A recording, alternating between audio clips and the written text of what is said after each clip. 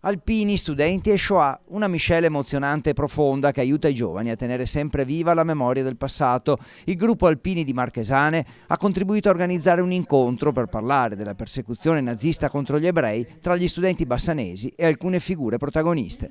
È un tentativo di richiamarli anche a quanto hanno di fortuna per essere nati ad anni di distanza. Sono cresciuti con i cellulari, con i computer, con le comodità e tutto.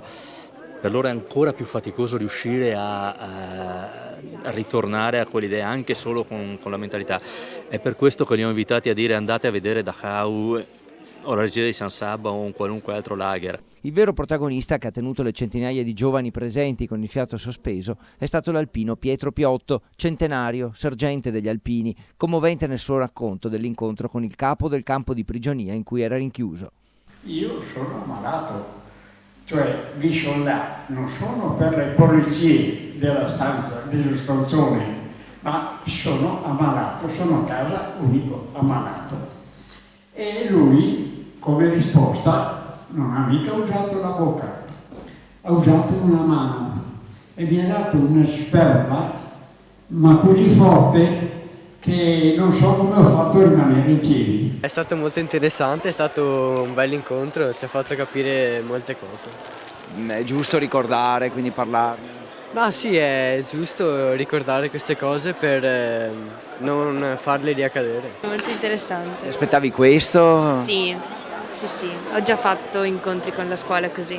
È emozionante, insomma, sentire questi racconti. Soprattutto del signore che l'ha vissuta veramente, è stato bello. E poi la storia di 52 famiglie venete, in particolare della comunità di San Zenone degli Ezzelini, che nascose decine di ebrei in fuga sotto la regia di Monsignor Oddo Stocco.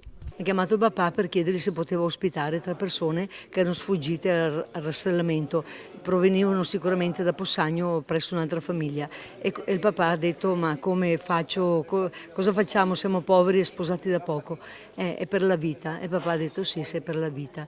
Per 10 mesi e mezzo hanno nascosto, ovviamente io sono la figlia che è nata molti anni dopo, e hanno nascosto 3 persone di religione ebraica provenienti da Cracovia. Lo scrittore Antonio Busato in questi anni ha raccolto testimonianze, storie, documenti e inviato tutto allo Yad Vashem, la commissione ufficiale di Israele che assegna il titolo di giusto tra le nazioni, ovvero chi ha rischiato la propria vita per salvare anche solo un ebreo dal genocidio nazista della Shoah, ottenendo per molti di loro una risposta positiva.